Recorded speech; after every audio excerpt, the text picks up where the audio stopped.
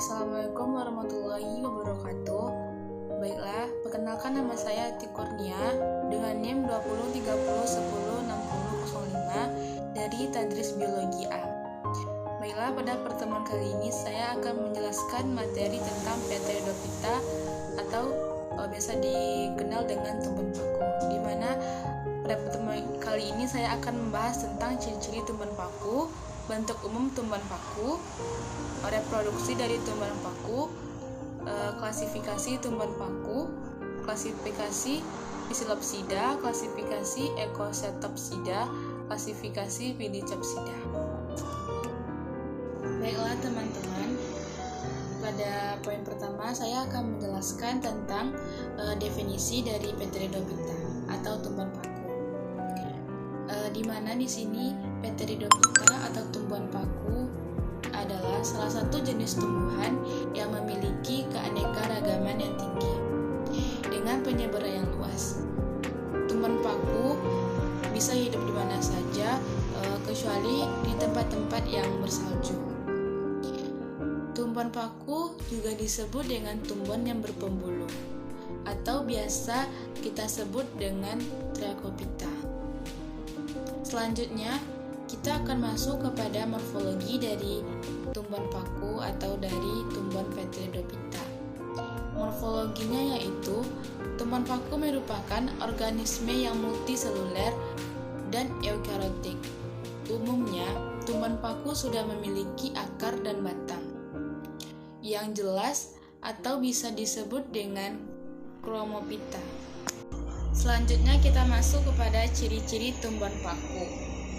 Yang pertama, selnya bersifat eukariotik, merupakan selnya telah memiliki membran inti. Selanjutnya, selnya bersifat prokariotik, di mana memiliki membran inti. Umumnya, tumbuhan paku ini disebut dengan tumbuhan paku, memiliki akar, batang, dan daun sejati atau biasa kita kenal dengan kormos.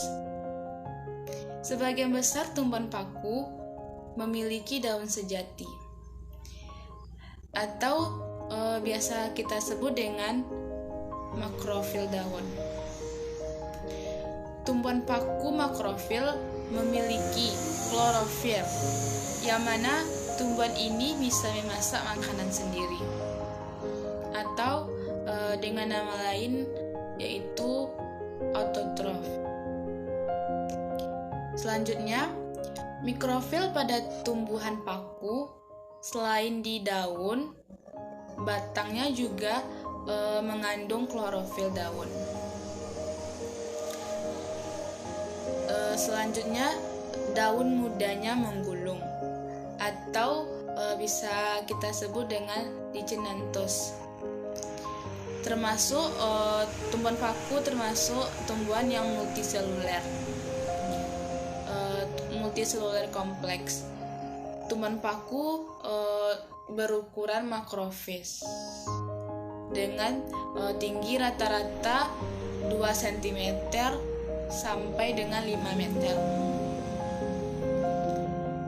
Tumbuhan paku atau tumbuhan Pteridophyta ini juga mengalami metagenesis, di mana metagenesis pada tumbuhan paku yaitu mengalami generasi gametofit dan generasi sporofit. Selanjutnya kita akan masuk kepada ciri-ciri akar dari tumbuhan paku. Yang pertama yaitu akar tumbuhan paku yang rhizoid, di mana akar di sini yaitu akar pada generasi gametofit. Yang kedua yaitu akar serabut, tumbuhnya pada generasi sporofit. Selanjutnya kita akan masuk kepada struktur anatomi akar pada bagian ujung. Pada bagian ujung akar dilindungi oleh kaliptra.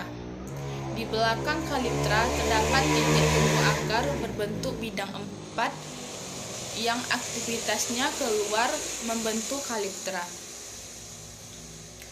Sedangkan aktivitas ke dalamnya membentuk sel-sel akar. Dan tipe konsentris atau xilem yang dikelilingi oleh floem.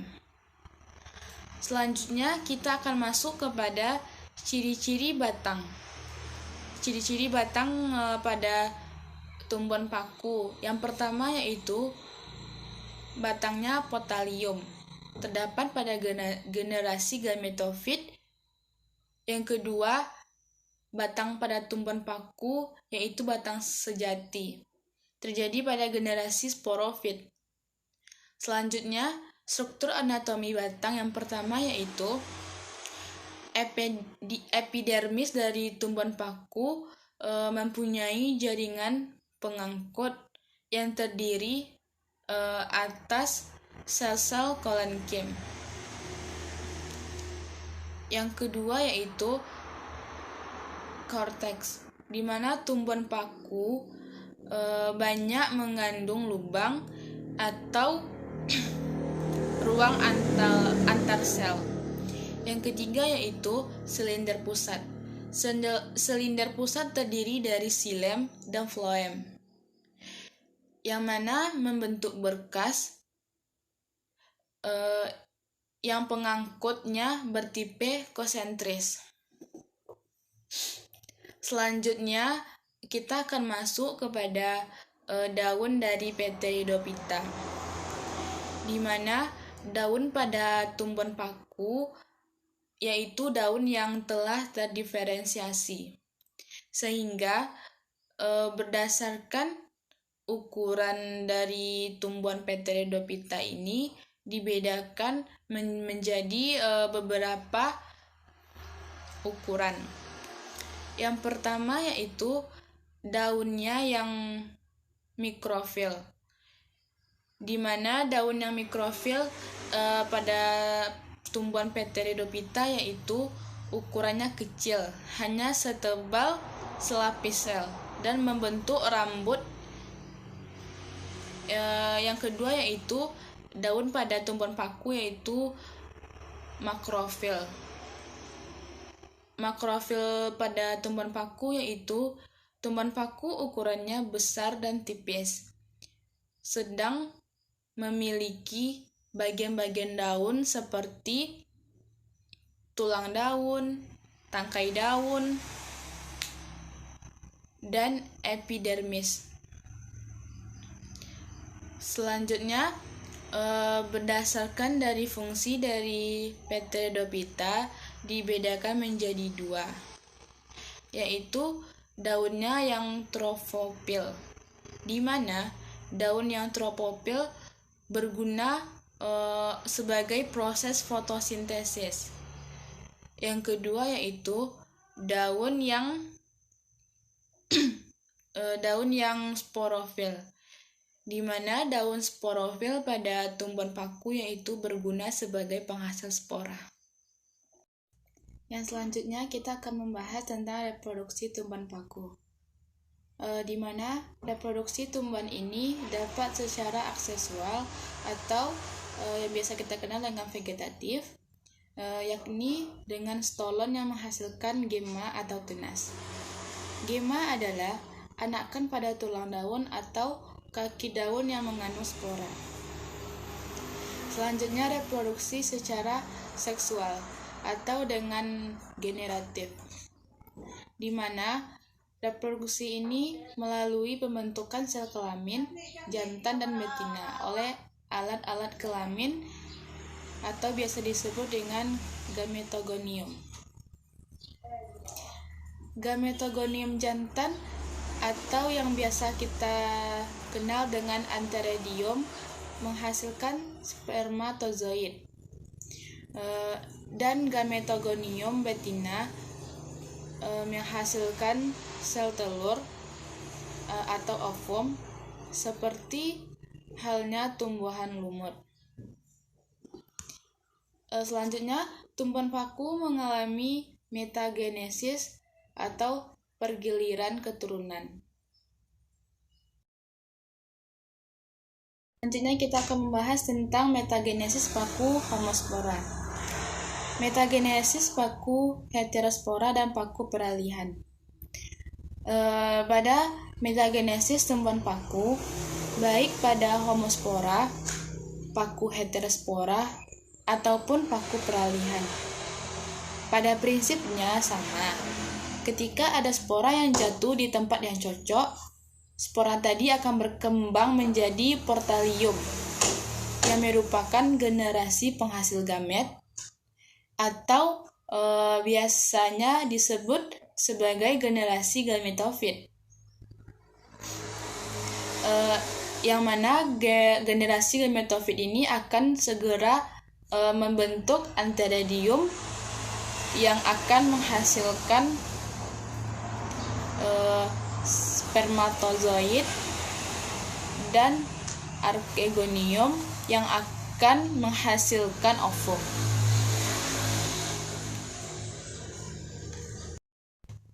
Tumbuhan paku dapat diklasifikasikan menjadi 4 kelompok.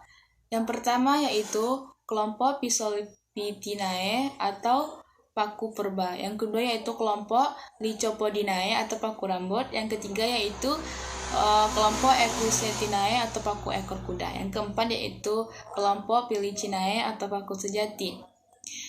Yang pertama kita akan masuk kepada paku kawat atau Lycospida, di mana paku kawat ada yang sudah punah dan 4 marga yang masih ada hingga kini, seperti Lycopodium, Phyllogasum, Selaginella, dan Isoet.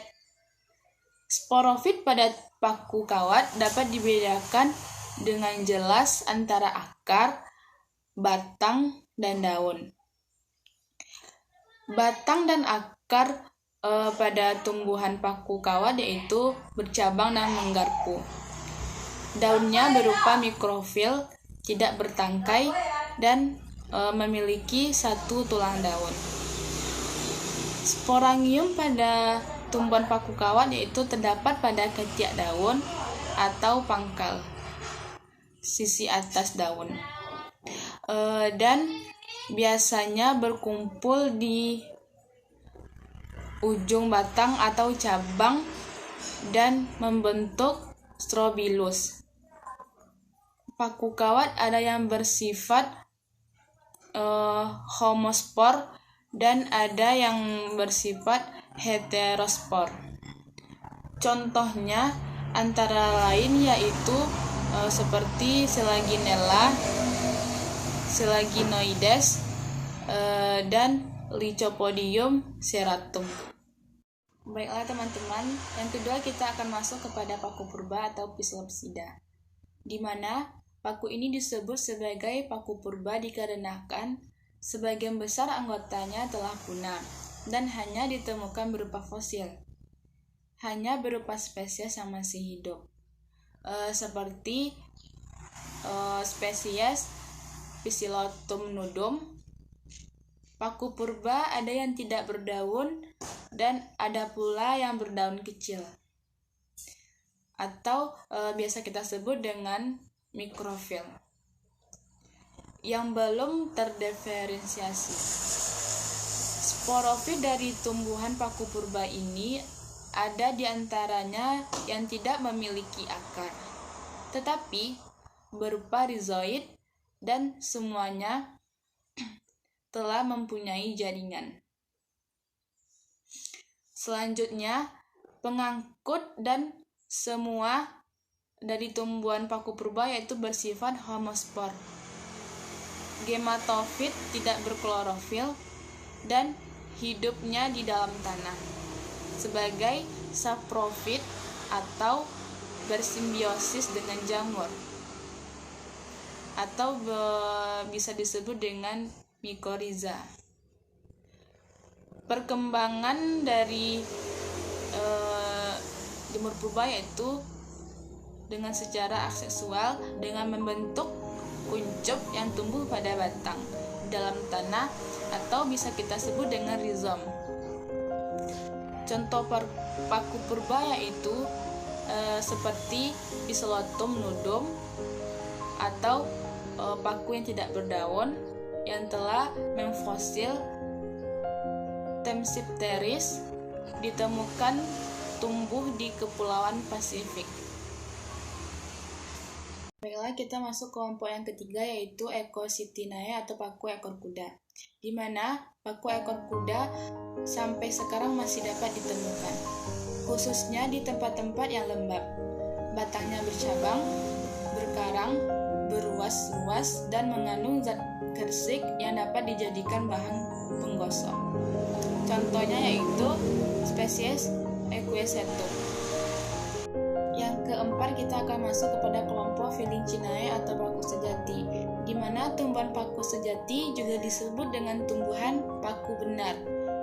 Tumbuhan paku ini merupakan kelompok tumbuhan paku yang sering kita jumpai, karena sering dijadikan tanaman hias seperti suplir atau Adiantum junentum, simbar menjangan atau Platycerium coronatium, dan paku sarang burung yang disebut dengan Aspelium nidus.